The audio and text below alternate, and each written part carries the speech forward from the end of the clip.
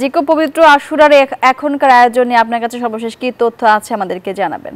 মনি, যেমনটি জানেন যে 61 হিজরি 10 মুহররম ফোরাত নদীর তীরে কারবালা প্রান্তরে সত্য এবং ন্যায় প্রতিষ্ঠার লড়াইয়ে শহীদ হন ইমাম হোসেন, এবং এই দিনটিকেই কিন্তু গভীর শ্রদ্ধার সাথে স্মরণ করছে বাংলাদেশের শিয়া সম্প্রদায়ের মুসল্লি যারা রয়েছেন তারা।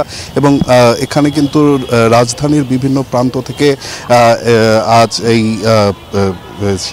ধানমন্ডিতে লেকে এসেই কিন্তু শেষ হচ্ছে এই যেই তাজিয়া মিছিল, সেটি মানুষ এখানে প্রত্যেকটি শিশু থেকে শুরু করে সব ধরনের সব বয়সী মানুষই কিন্তু খালি পায়ে এবং কালো পোশাক পরে এই দিনটিকে গভীর শোক এবং শ্রদ্ধায় কিন্তু স্মরণ করছেন। এবং তারা যেটি বলছেন যে এই বাংলাদেশের 400 বছরের ইতিহাসে যেটি রয়েছে সেটি যাতে সমুজ্জ্বল থাকে এবং প্রত্যেকটি মানুষ যাতে ইমাম হোসেনের যেই আত্মত্যাগ সেটি যাতে জানতে পারেন, সেজন্য কিন্তু তাদের এই আয়োজন অব্যাহত রয়েছে। এবারের আয়োজনে কিন্তু আমরা বিশেষভাবে লক্ষ্য করেছি শিশুদের, এবং তারা কিন্তু বিভিন্ন ধরনের আয়োজনে উপস্থিত ছিলেন এবং তারা যারা এই মিছিলের মধ্যে অংশ নিয়েছিলেন তাদেরকে কিন্তু শরবত, পানি এবং ছোট ছোট খাবার সরবরাহ করেছেন, এবং এর মধ্য দিয়েই কিন্তু নিজেদের মধ্যে যেই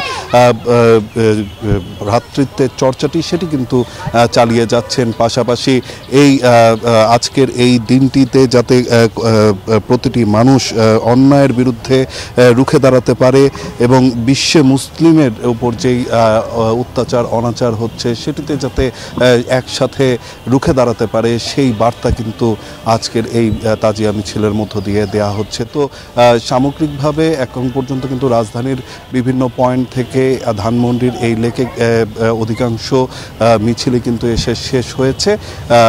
এই ছিল এখন পর্যন্ত আমার কাছে এখানকার সবশেষ তথ্য। বান্ডেল থাকলে প্রতি সেনমানিতে টাকা বাঁচবে। বিকাশ সেনমানি বান্ডেল কিনে জিতুন প্রতি লেনদেনে।